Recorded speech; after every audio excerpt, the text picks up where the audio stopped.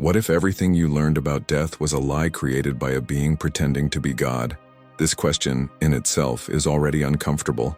She is not comfortable, she is not popular, but it is necessary, because behind the curtain of official doctrines, the words repeated in the pulpits, the rituals we perform without thinking, there may be something you never wanted, or never had the courage, to question.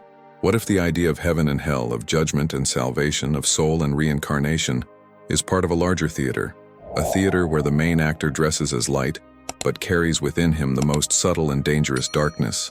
The truth is that there is a spiritual silence hovering over humanity, a silence built by centuries of religious manipulation, by doctrines that omit, distort, erase. But not all silence is peace. Sometimes silence is the prison of conscience. And today in this video I want to invite you to break this silence. For a long time we believed that death was the end, or the beginning of a divine judgment. But what if death is actually a trap? What if, by crossing the veil, many souls are being deceived, recycled, kept in a cycle of pain and oblivion without even realizing it? This idea is not new. It has been spoken by ancient teachers, hidden by institutions, and ridiculed by those afraid of the truth. The Gnostics, those who dared to question the divinity of the material world, warned us about an entity known as the Demiurge, a false god, an architect of this physical reality that feeds on spiritual ignorance. According to them, this being is not the true Father that Jesus revealed. He is not the God of pure light and eternal love. The Demiurge would be an inferior deity, masked as sacred, who imprisons souls in this world, keeping them blind through religious systems, distorted moral rules, and corrupted interpretations of scriptures. Now stop for a moment and look around you. How many people live in fear of dying? How many pray without knowing who they are really praying for?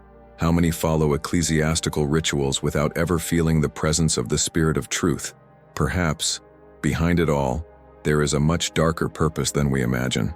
And this is where we begin to touch the sacred forbidden. Forgotten Bible verses reveal loopholes.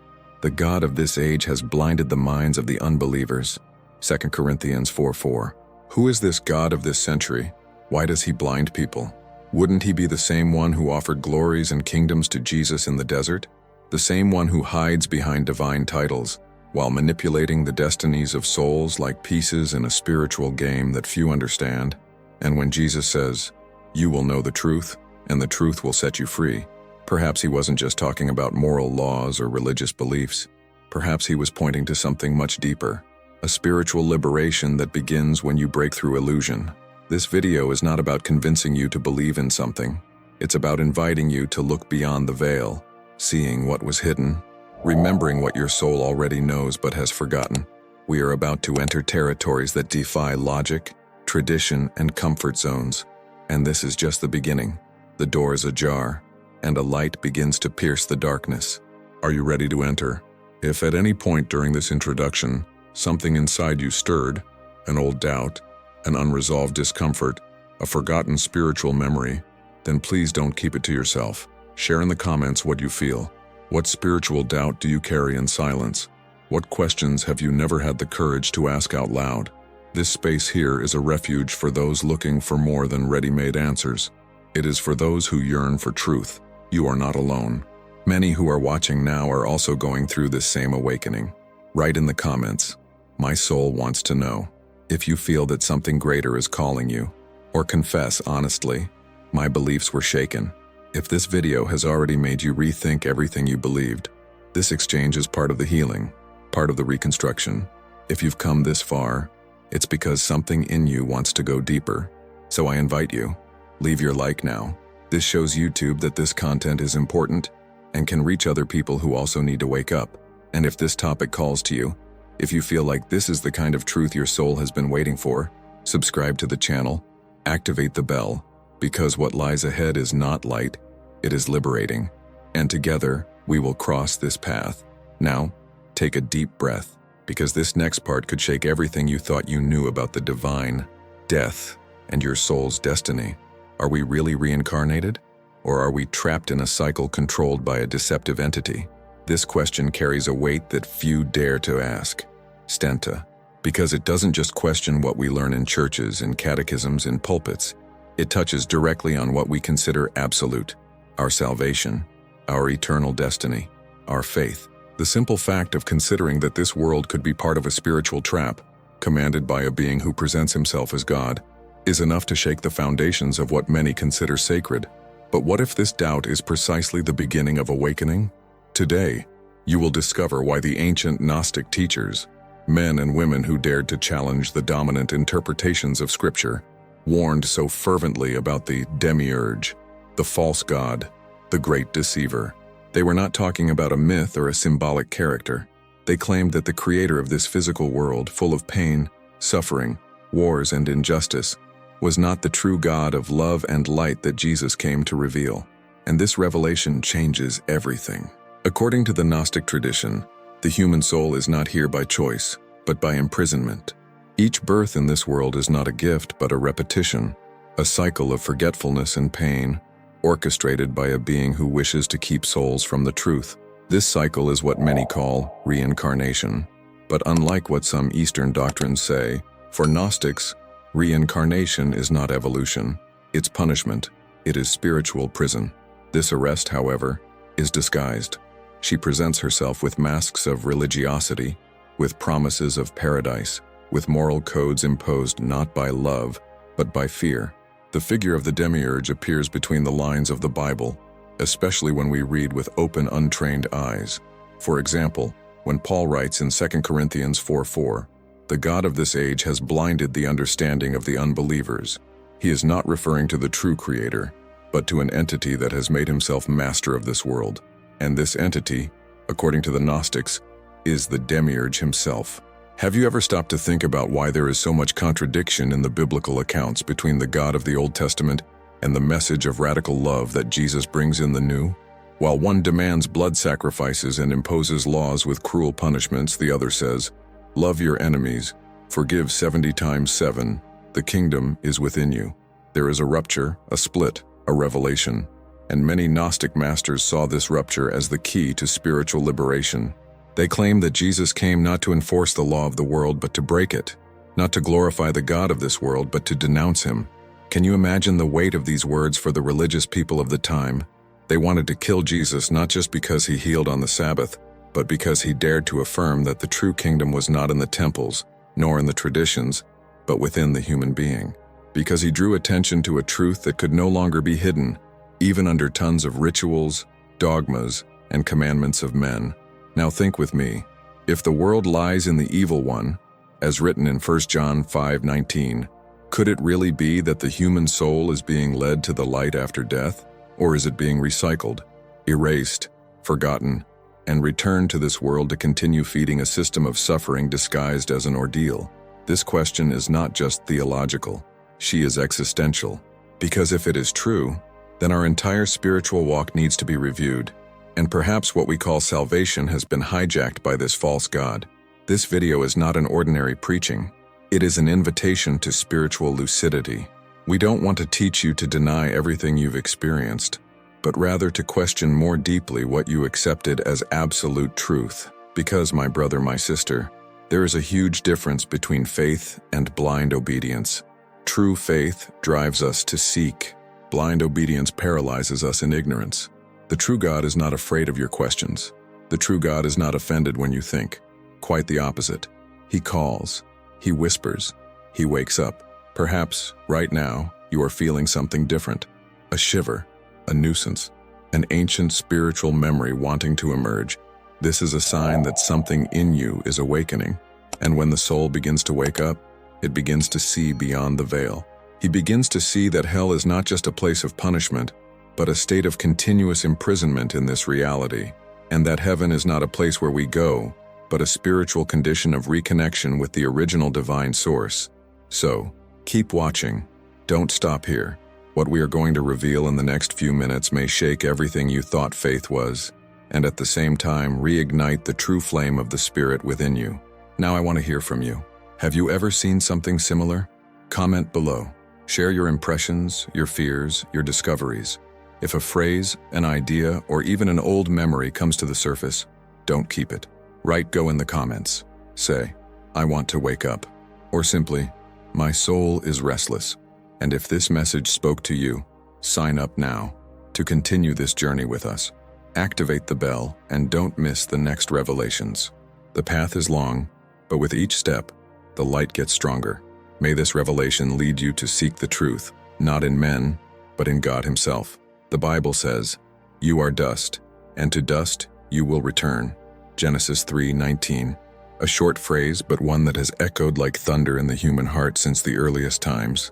The body, this covering of flesh and bone, one day falls apart and returns to the earth. But what about the soul? What happens to the invisible essence of the human being?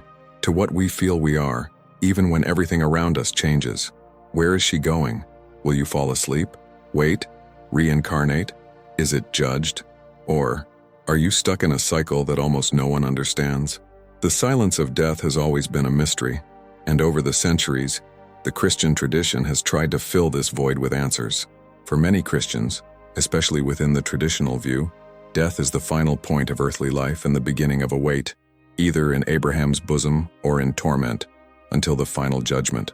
After this judgment, the soul goes to an eternal destination, heaven or hell. This is the best-known doctrine. Simple, linear, comfortable even. But does it really respond to the deep yearning of the soul? Or does it just soothe our need for control? On the other hand, there are biblical passages, and even more strongly, Gnostic and apocryphal texts, that present a very different view of what happens after death. A vision that challenges not only traditional doctrine, but the very structure of religions that have been formed over the centuries. And it is precisely here that we begin to touch on an extremely delicate point: the dispute between what was canonized and what was silenced, between what was accepted as doctrine and what was considered heresy, often not because of a lack of truth, but because of an excess of revelation.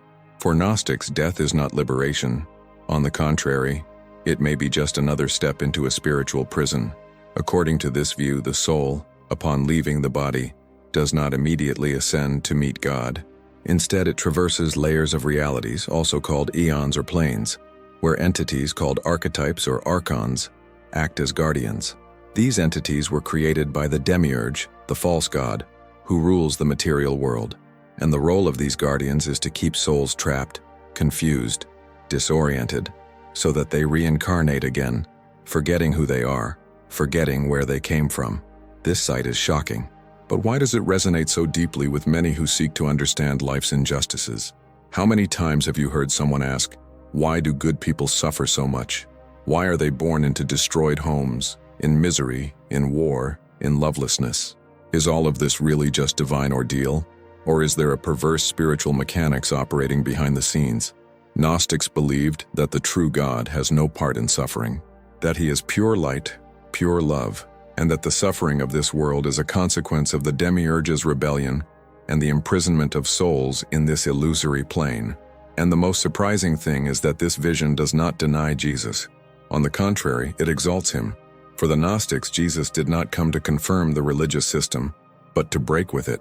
He did not come to reinforce the authority of the physical world, but to announce the invisible interior kingdom where the true Father dwells. Jesus, from this perspective, is the one sent by the Supreme God, who descends to the material world to awaken sleeping souls, to break the shackles of the cycle of death and rebirth, and show the way back to the spiritual home. This view may seem radical, but think about it. How many times does Jesus confront the religious people of His day? How many times does He state that the kingdom of God is neither here nor there, but within you? Luke 17:21. How many times has He refused to follow tradition and directly confronted the system that was said to represent God? Was this just a historical detail, or a sign that there was something deeper going on? What if the Bible contained spiritual keys that were covered up by manipulated translations, shallow interpretations, and political choices? For example, in Ecclesiastes 12:7 we read, "And the dust returns to the earth as it was, and the spirit returns to God who gave it." But what if not all spirits can return to God? What if there are those who, because they are contaminated, deluded, or imprisoned, cannot overcome the veils between this world and eternity? What if this return to God is not automatic, but a process of spiritual struggle, awakened consciousness, and inner liberation? The Gnostic tradition warns us, the path back to the Father is not guaranteed by death. It is built in life, through knowledge, or gnosis, of the truth. The truth knowledge is more than knowing memorized texts, more than belonging to a denomination. It is an inner revelation, an igniting of the divine spark that lives within each person. And this spark is the only thing capable of breaking the cycle of reincarnation imposed by the Demiurge. It is what allows the soul to escape the wheel of samsara, as the Easterners call it, or the prison of the archons, as the Gnostics called it. Now, notice how this vision changes everything. If it is true that we are trapped in a spiritual system of recycling souls, then everything we believe about divine justice, about heaven and hell, about repentance and salvation, needs to be urgently revised.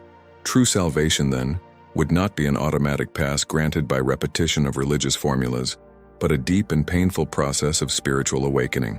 And here we return to the importance of faith, but not blind faith, a living faith, a faith that seeks, a faith that dares to ask, that is not satisfied with ready-made answers, that has the courage to look inside itself and say, "Am I awake, or am I still asleep?"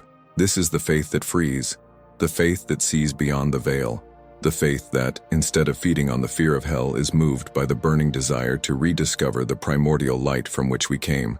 So, if at some point you felt a restlessness within you, a memory that has no form, but carries a weight of truth, perhaps it is your soul recognizing what the eyes cannot yet see, because there is a deeper truth than what we have been told, a truth that frees, and that truth begins when you stop looking to men and start looking directly to God. May this revelation lead you to seek the truth, not in men, but in God Himself. Have you ever seen something similar? Comment below. If you felt like this message spoke to something inside you, subscribe now to continue receiving revelations like this. The journey is just beginning. But after all, who is the Demiurge? This strange name may sound distant to most Christians, but for the ancient Gnostics, the Demiurge was a central and absolutely decisive figure in understanding why the world we live in is full of pain, suffering, injustice, and illusion. The word Demiurge comes from the Greek demiurgos, which means craftsman or creator, but not a divine creator, full of love and light. No, the Demiurge for Gnostics is the false creator, the architect of this material world, a world that appears beautiful on the outside, but on the inside, traps souls in cycles of forgetfulness and deceit. Unlike the supreme God, who dwells in the inaccessible and eternal light, the Demiurge would be a limited, imperfect, arrogant entity, and deeply deceitful.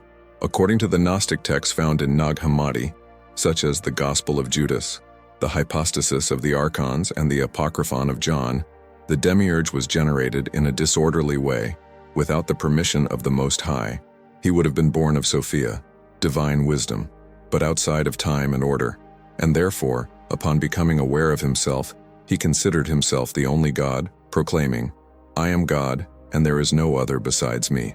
This statement, as shocking as it may seem, echoes in Isaiah 45:5, when the God of the Old Testament states, "I am the Lord, and there is no other. Apart from me, there is no God." The Gnostics saw this as a clue. This God who demands exclusive worship, who commands armies, who punishes entire nations with fury, who orders genocides and sacrifices, is not the true Father revealed by Jesus. For the Gnostics, this would be the Demiurge himself, a being with great power, but with a distorted spirituality, a usurper. The role of the Demiurge, then, would be to build a spiritual prison, a material world governed by laws of cause and effect, pain and pleasure, sin and punishment. He would be responsible for implanting in the human mind the idea that we were created to blindly obey, to fear, to accept suffering as divine will. He created a system based on fear, in guilt, in the idolatry of a divine image that in fact is just a deformed reflection of the true light. This world, the world in which we live, would not be, for the Gnostics, the perfect creation of the supreme God, but rather an imperfect copy, a simulacrum, a spiritual simulation built to keep souls distracted, asleep, forgetful of their divine origin. And as the Demiurge does not act alone, he relies on the archons and intermediary entities that reinforce his authority and prevent souls from escaping. They are the guardians of spiritual portals, the same ones who interrogate souls at the moment of death, as taught in some Gnostic texts, trying to confuse, accuse, and lead these souls back to the physical world, to reincarnate once again. Reincarnation from this perspective is not spiritual evolution. It's punishment. It's forced restart. It is the erasure of spiritual memory, and it all serves a purpose, very specific purpose, to keep the system running. Because human suffering, fear of death, religious dependence, and spiritual ignorance are the main sources of energy in this system. Each soul that is born without remembering who it is feeds the cycle. Each person who dies believing that God wanted it this way, without questioning, without awakening, reinforces the Demiurge's control over this reality. Now think about the implications of this. How many times have you felt like there was something wrong in this world? That no matter how much you sought, prayed, dedicated yourself, something always seemed out of place, as if there was a fog between you and God?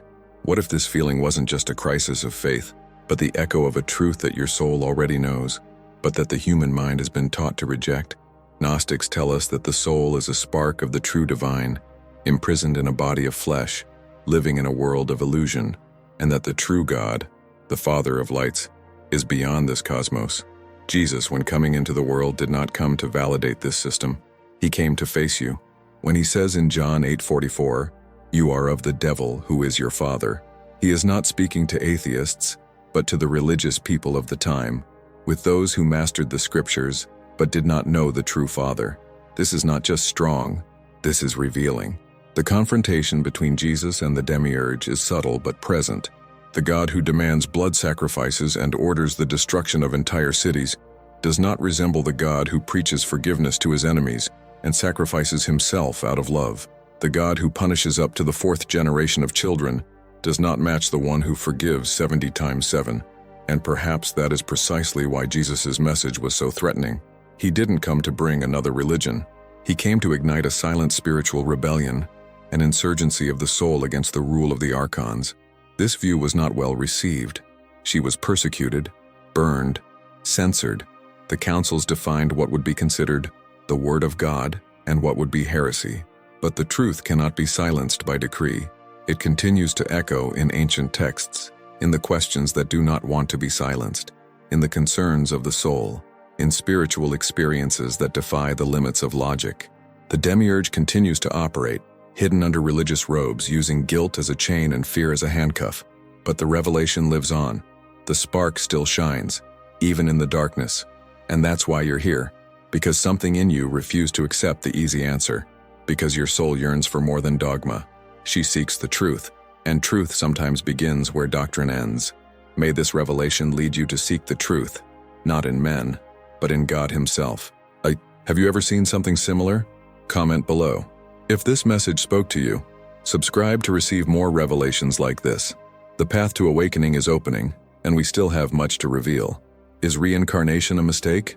This question carries immense spiritual weight because it goes against everything that many have already accepted as sacred truth, not only within Christianity but also in Eastern mystical traditions that have gained ground in the Western world. The idea that we reincarnate to evolve, learn, and pay off karma has become comforting for millions of people. But what happens when we look at this same doctrine through the eyes of the Gnostics? The answer is disconcerting. For them, reincarnation is not a spiritual blessing, it is a trap. In Gnostic texts, such as the Apocryphon of John and Pistis Sophia, we find revelations that cut like a sword. The human soul, upon dying, does not immediately find freedom. On the contrary, it is received by entities called archons, servants of the Demiurge who question, deceive, manipulate. If the soul is still trapped by the illusions of the world, desires, ignorance, fear, religious lies, it is judged as impure and sent back, but not as divine punishment. She is sent back to continue feeding the cycle of control and suffering created by those who pretend to be God. This is what the Gnostics call the prison of the soul. Each new life is actually a new chance for the system to keep you within it. The soul is born again without memory, surrounded by limitations, traumas, family patterns, pains that it cannot explain. She grows up listening to the same lies, being shaped by religions that perhaps were built precisely to prevent her from discovering who she really is. And all of this has one purpose: to prevent the return to the true Father. Prevent the divine spark that lives within you from lighting up completely and burning the veils of illusion. This is the key to Gnosticism. They do not deny the existence of the soul. They do not deny the divine, but they denounce the forgery, the great spiritual simulation. The theater set up to make you think it's evolving when in fact it's just going in circles. And not just any circle. A precisely designed cycle, where each return seems like a new beginning, but is just a continuation of the prison. And this is where many get confused when comparing this Gnostic vision with Eastern philosophies. Yes, Hinduism and Buddhism also talk about reincarnation, about the cycle of birth and death called samsara. But there is a profound difference. In Eastern traditions, the cycle of reincarnations can be considered sacred, a process of learning and spiritual purification. As for the Gnostics, no. They saw samsara as a rigged system. The objective is not to evolve within the system, but to escape it, break up with him, awakening from illusion. This difference changes everything, because while some beliefs teach to accept suffering as a stage of the soul's growth, Gnostics tell us, you are being deceived. Suffering is not natural. Pain is not the will of the Father. The world was not created by true light. This statement is extremely powerful and dangerous at the same time, because it forces us to look at life differently. Birth, which once seemed like the beginning of a blessing, can now be seen as a fall, a forced return to a lower plane. And if you still have doubts about this, look at the very structure of human life. Why do we forget everything at birth? Why do we spend years of childhood without understanding the world? Vulnerable, fragile, moldable. Why are so many people born already marked by suffering, poverty, illness, deep trauma? Is this really the will of a God of love or symptoms of a system that feeds on pain to stay active? The Gnostics said that the awakening soul begins to remember, and when she remembers, she starts to resist, begin to seek gnosis, true spiritual knowledge, a knowledge that does not come from temples or decorated books, but from inner revelations, from mystical experiences, from profound signs that only the spirit can interpret. This quest is dangerous for the Demiurge, because an awakened soul is a threat. An awakened soul never reincarnates. She escapes. Now stop and reflect. Have you ever felt like your life didn't start from scratch? Have you ever felt like you're carrying pain that isn't yours? Fears that you can't explain? Missing places you've never visited?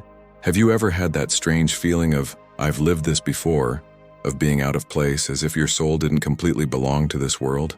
If so, perhaps what you feel is not madness, nor imagination, but spiritual memory trying to emerge, even through the veils of oblivion. For Gnostics, awakening is a process. It's not about denying everything you believe, but about allowing new questions to be asked. It's about getting out of automatic mode. It's about realizing that the world around us, with all its busyness, distractions, addictions, idolatries, may be designed to keep you looking outward, when liberation lies within. Jesus himself said, "The kingdom of God is within you." He did not say, "It is in the temple," nor "It is after death," nor "It is in the next life." He said, "It's inside." But if your soul is asleep, controlled, trapped in the cycle of reincarnation, how will you find this kingdom? How will you remember who you really are? And this is the most delicate point. Because if reincarnation is a mistake, then we need to rethink our entire spiritual journey. We need to ask ourselves, am I living to evolve in this world, or to escape it? This question is not small. She changes everything. She takes off the floor. But sometimes it's necessary to lose ground to remember that we have wings. The system wants you to accept reincarnation as a second chance, but the spirit knows that it is often a repetition of the same thing, a recycling of pain, a new beginning without memory, a loop disguised as evolution. And as long as the soul continues to return, it will continue to serve the same architect, the same archetype, the same imposter, the Demiurge. But you're not from here. You do not belong to this cycle. You came from a higher, purer, brighter place, and something inside you knows this. Even if you have never heard these words before, your soul recognizes the sound of truth, because the truth has a vibration that goes through the flesh, logic, dogmas. It touches the spirit. May this revelation lead you to seek the truth, not in men, but in God himself. Have you ever seen something similar? Comment below. If this message spoke to you, subscribe to receive more revelations like this. There is still much that your soul needs to remember. The journey is far from over. Imagine for a moment that everything you see, touch, feel, and experience is nothing more than a simulation, a carefully designed scenario, an illusion so well constructed that it convinces us that it is real. What if this physical world, with all its apparent beauties and inevitable tragedies, is actually a highly sophisticated spiritual prison? Not one prison made of bars, but of sensations, desires, fears, and repetitions. For Gnostics, this prison has a name. It is the cosmos of the Demiurge, the spiritual matrix where the soul is held captive, cycle after cycle, life after life. The material world, from this perspective, is not a divine gift. He is a cosmic trap, a prison built with the bricks of illusion. The Demiurge, this false creator, designed a reality where everything seems to have a meaning, where life unfolds with apparent logic, but deep down, everything serves a single purpose: to keep souls distracted, asleep, away from the true light. It's as if we were all in a theater, living roles we didn't choose, following scripts we didn't write, reacting to invisible commands that guide us like spiritual puppets. And the most powerful mechanism of this prison is forgetfulness. When we are born, we don't remember who we are, where we came from, or where we are going. This veil of forgetfulness is not natural. It is an essential part of the system. The soul, upon entering this world, passes through dense portals, heavy vibrational layers, where its spiritual memory is erased. She arrives here as a blank sheet of paper, but in truth, she is a soul full of history, full of light, and also full of unresolved pain from other existences. The veil of ignorance is the key to control. While the soul remains memoryless, it is easily manipulated. Learn to obey the rules of this world without question. He grows up believing that matter is all that exists, that happiness lies in external achievements, in money, in status, in pleasure. You learn to fear death and desperately run after security, approval, and success. You don't realize that by doing this, you are only reinforcing the invisible bars of your spiritual prison. And society as a whole was designed to reinforce this matrix. Education teaches us what to think, but not how to think. Institutionalized religion, far from the true spirit of God, often repeats dogmas that maintain fear, guilt, and spiritual passivity. Culture exalts the ego, consumption, competition. Science discredits everything it cannot measure. And so, generation after generation, souls are shaped by a system that distances them from themselves, a system that prevents gnosis, inner knowledge, connection with the divine spark. And the cruelest thing, this cycle of suffering perpetuates itself with mathematical perfection. People are born, live, suffer, die, and reincarnate. They forget again. They go through the same pain. They fall into the same patterns. They repeat the same illusions. Suffering, far from being an accident, becomes part of the system. It's the fuel for this prison. Because when we suffer, we look for external solutions. We surrender to leaders, systems, gurus, pastors, priests, idols. And in this movement, we move further away from the only exit door: spiritual self-knowledge, the memory of who we are, the truth hidden in the spirit. This is why so many, when they awaken spiritually, feel as if they are waking up from a dream, as if something was wrong, as if their entire lives they had lived according to a script that they never questioned. This awakening is painful. He confronts everything: faith, family, morals, customs, identity. But it's also liberating, because it is at that moment that the soul begins to remember. You begin to realize that you are on a spiritual battlefield where the real fight is not against flesh and blood, but against spiritual powers and principalities. As Paul says in Ephesians 6:12, the spiritual matrix is intelligent. She adapts. When it senses that a soul is awakening, it launches new distractions: toxic relationships, crises, illnesses, false doctrines, religious guilt, all this to try to bring the soul back to sleep. And if that's not enough, there's always the possibility of the next reincarnation, another body, another chance to forget. But not all is lost. Inside each of us there is a spark, a divine spark that the Demiurge cannot extinguish, a sacred memory that no veil can hide forever. It is this spark that drives us to seek the truth, that makes us look at the sky and feel that there is something beyond the clouds, that makes us cry when we hear certain words, or shiver when we come into contact with certain vibrations. This spark is the thread of light that connects us to the true God, the Father of Jesus, the one who dwells in the inaccessible light, the God who needs no temples, rituals, or intermediaries. The prison of the material world is not invincible, but it is subtle. She acts from within. It makes us believe we are free, while we are chained inside. And perhaps this is the greatest challenge of spiritual awakening, realizing that the greatest battle is not against the world, but against the lies it has planted within us. Have you ever felt like you don't belong in this world? Have you ever had that feeling that there is something wrong with everything, even when does everything feel right? Have you ever felt like there is a void that nothing in this world can fill? These are the gaps in the matrix. These are cracks in the system, and it is through them that the light enters. It is in them that the spirit begins to breathe, to be seen, to remember. Remember, the spiritual matrix is not just made of suffering. It also disguises itself as comfort.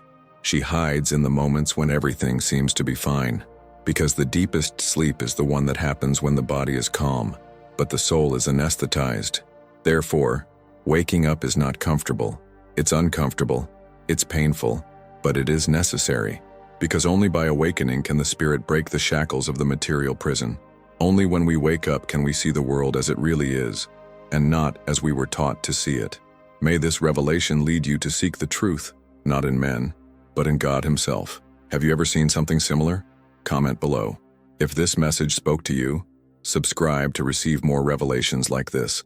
The matrix may seem real, but there is a truth that sets you free, and it is closer than you think. In the midst of this system of deception, suffering, and oblivion, a figure emerges that breaks with all logic of the material world, a light that pierces the darkness of the spiritual matrix. For the Gnostics, this light has a name, Jesus, but not the Jesus of institutionalized religion, trapped in standardized images and shallow interpretations that try to fit Him into the rules of the world. The Jesus of the Gnostics is much more than a moral teacher. He is the emissary of the true God, the one who dwells beyond the material cosmos, beyond the Demiurge, beyond the power hierarchies of this fallen world. The Gnostic vision of Jesus places Him as the bearer of gnosis, of secret wisdom, of knowledge that frees the soul. He did not just come to save from sin according to the most common reading. He came to open his eyes, awakening, tear the veil of deceit, show that the kingdom of God is not in this world, nor will it come with external appearance but is within. Jesus for the Gnostics is the one who voluntarily descends into the world of matter, not to glorify it, but to confront it. He is the messenger of forgotten truth, the restorer of the lost connection between the human spirit and the supreme God. And this story begins even before the creation of the material world. At the heart of Gnostic texts is a profound and often forgotten figure, Sophia. Its name means wisdom in Greek. She is the feminine emanation of the supreme divinity, an aspect of the true God Himself. Sophia represents creative wisdom, the divine impulse that wants to know, express, expand. But according to writings such as the Apocryphon of John, Sophia, when acting without the permission of the whole, ended up generating imperfectly a deformed being, Yaldabaoth, the Demiurge. This being, arrogant and ignorant of his origin, believed himself to be the only God. He created the material world in his image, full of strict laws, suffering, and control. Sophia, upon realizing what she had caused, was plunged into sadness and fell into the lower eons, being partially imprisoned in this creation. But even when she has fallen, she maintains a connection with the sky.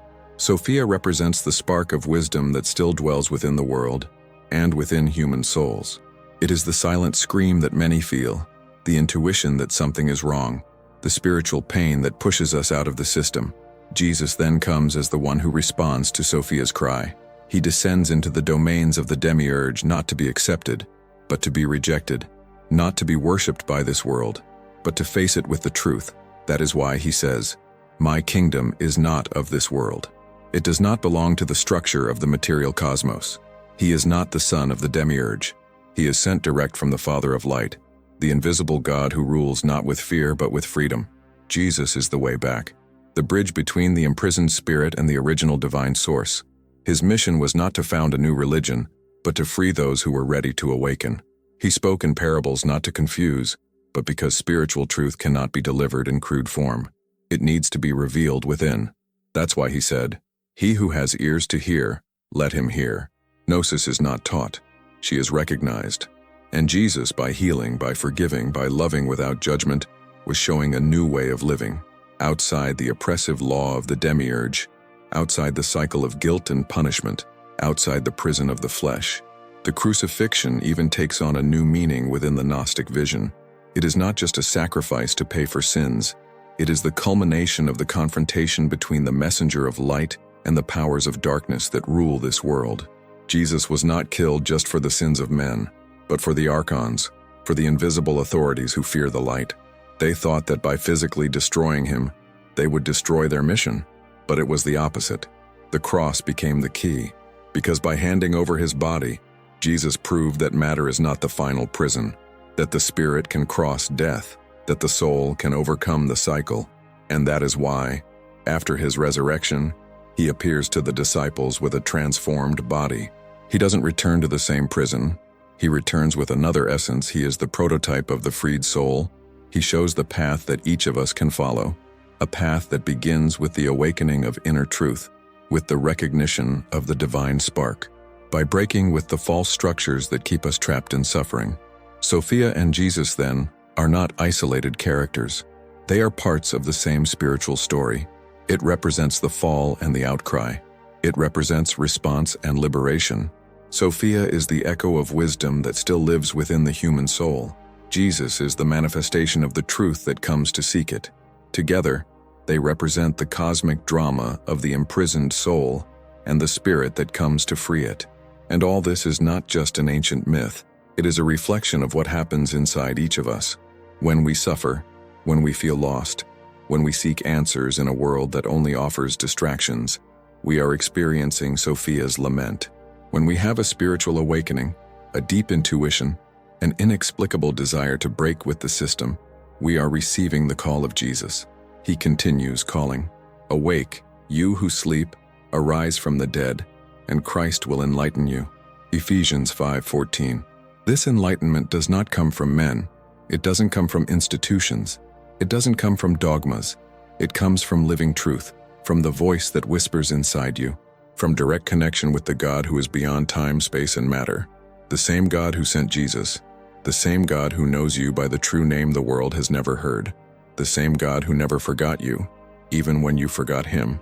May this revelation lead you to seek the truth not in men but in God himself. Have you ever seen something similar? Comment below. If this message spoke to you, subscribe to receive more revelations like this. There is still much to be revealed, and what comes next could change everything. Have you ever felt, even without knowing why, that you don't belong in this world? Like there's something deeply wrong with everything around you, even when everything seems normal? This subtle but constant sensation is one of the first signs that your soul is awakening to a greater truth, a truth that cannot be found in ordinary structures, nor in the ready-made answers that the system offers. It is the spirit beginning to remember. People who are awakening spiritually often feel like they are living in a strange place, as if they are foreigners in this reality. Nothing seems to fit perfectly. Work, routines, conversations, social desires, everything seems superficial, empty, repetitive. There is a quiet discomfort with ordinary life, as if something inside you is screaming for a deeper meaning, for a hidden truth, for a connection that cannot be explained with words. This not belonging often begins in childhood or adolescence. Some call this old soul. Others just have a silence in their eyes, as if they miss a place they can't remember. But what is really happening is that your divine spark is trying to break through the veil of oblivion, the veil of the spiritual matrix, the veil of mental programming imposed since birth. And along with this feeling of displacement, questions arise that cannot be silenced. You begin to ask yourself, why is the world like this? Why is there so much pain, so much injustice, so many lies being sold as truth? Why does God, if he is love, allow so much suffering? Who am I really? What is my purpose here? Is there something beyond all this? These questions are like keys. They are not just existential doubts. They are spiritual activation codes. Every soul that begins to question deeply is beginning the process of awakening. And generally, along this path, a feeling of rejection of rigid religious systems also arises, not out of rebellion, but because the awakening spirit can no longer accept automatic responses. The speech that once seemed sacred now sounds empty. The rituals that were once comforting now seem mechanical. The repetition of memorized verses loses its shine when there is no lived truth behind it. The heart begins to seek something beyond the temple, beyond the pulpit, beyond dogma. Begin to seek the living God. This does not mean denying spirituality. On the contrary, it is precisely because the soul yearns for a truer spirituality that it begins to break with the structures that no longer nourish it. This is why many awakening people turn away from traditional religions and begin to search for themselves. In ancient texts, in forgotten scriptures, in the apocryphal books, in the Gnostic Gospels, in mystical experiences, in prayers said in silence without an audience but with true dedication. And in this process, something even deeper begins to be born, a feeling of mission, a clear intuition that you are not here just to survive, that your life is not just about paying bills, having a career, starting a family, and waiting to die. No, something inside you begins to pulse with force, a calling, a subtle reminder that you came for something greater, that you are here to fulfill a purpose that you may not even be able to define yet, but that you feel burning in your soul. This feeling of spiritual mission is another clear sign of awakening. It is often accompanied by moments of isolation, nights of crying for no reason, crises of faith, unexpected losses, profound changes in life. This is because the system begins to collapse from within, and the spirit begins to free itself from the illusions of the world. And even without understanding everything yet, you begin to realize that you are being guided by something bigger, for a truth that does not come from men, but from God Himself. You may feel alone. You may feel that no one around you understands what you are going through. But no, there are many others like you, souls slowly awakening, people who also feel that this world is an illusion, that don't fit, that carry a nameless longing, a pain that is not physical, a hunger for truth that no sermon can feed. They are warriors of the light, divine sparks trying to remember who they are. And maybe, just maybe, you are hearing these words now because your soul is already in the middle of this process. Maybe this video, these ideas, these revelations are just confirmations of something you've been feeling for a long time, something that no one has ever been able to explain, but which is now starting to make sense. Don't ignore these signs. Waking up spiritually is a sacred process. It's not easy. It requires courage. It requires detachment. It requires going through the valley of shadows and confronting everything you believe to be true. But at the end of that path is the light. There is freedom. There is a reunion with the true Father. May this revelation lead you to seek the truth not in men but in God Himself. Have you ever seen something similar? Comment below. You can write something like, "I'm awakening," or "I've always felt like I don't belong in this world." This helps other souls identify. And if this message spoke to you, subscribe to receive more revelations like this. The journey continues, and the next step may be the most revealing of all. Then, we reach the deepest point of this journey. After everything you have heard, you feel within yourself that death, as most have learned, is not the end, but neither is it the beginning of something glorious, at least not if the soul is asleep. For Gnostics, death is just a gateway, and this gateway can lead to freedom or back to the cycle. And here is the central point. Reincarnation can be a trap, a compulsory return, engineered by forces that feed on oblivion and pain. We are not talking about linear evolution as some Eastern philosophies suggest, but of a spiritual labyrinth, where each turn seems like progress, but is just repetition. The Demiurge, this false god who governs the world of matter, created not only the body but time itself, suffering itself, the cycle of birth, death, and rebirth itself. All this to keep the soul trapped, alienated, blind to its true origin. Reincarnation, in this scenario, becomes the great trick, an illusion coated with cosmic justice when in fact it is the recycling of sleeping consciousness. But if reincarnation is a cycle and not a path, what is the true path to spiritual freedom? Awakening does not come from outside. It doesn't come from rituals. It does not come from memorized repetitions nor from ready-made religious formulas. Awakening comes from self-knowledge, from the sincere search for inner light, from the courage to question the system and to break the silent pacts that keep us trapped in the spiritual matrix. And this search begins with remembrance, the reminder that you are not the body, that you are not your name. It's not your story. It is not your profession nor your past. You are spirit. You are a spark of the true divine. You came from the light. and you need to go back to her. But the return does not happen by force, not out of fear. Spiritual freedom happens through gnosis, direct knowledge of the truth, not intellectual knowledge, but deep, existential, experiential knowledge, something that reveals itself in the silence of the soul, something that explodes inside your chest when you finally realize, I'm not from this world. Jesus, as we have seen, did not come to validate the system. He came to show the way out. He said, when you will know the truth and the truth will set you free. But what truth is this? It is the truth that there is a God other than the God you have learned. A God who does not demand sacrifice, who does not punish for pleasure, who does not imprison in laws, dogmas, or eternal punishments. A God who is pure light, love, consciousness. And this God can only be accessed from within. That's why Jesus also said, the kingdom of God is within you. It is within you that the door is. The map is inside. It is within that the spirit begins to break through the layers of deception. Every layer of fear overcome, every unprogrammed lie, every attachment abandoned, every truth faced with courage. All of this opens up the vision, increase the light, free the soul, and little by little the cycle begins to lose strength. The system starts to lose control, because an awakened soul is a soul that no longer bows, that cannot be manipulated, who recognizes the voice of the Father and is no longer confused with the cries of the Demiurge. This process is individual. No one can awaken you for you. There is no shortcut, but there are signs. There are spiritual guides. There are words like these that echo in your soul as if they were memories from another life. Maybe because they are. Maybe because deep down, you already know all this, and I just needed to hear it again. To remember, are you ready to break the cycle? To get out of the wheel of suffering and seek the God who is not on the altars but in the depths of your being?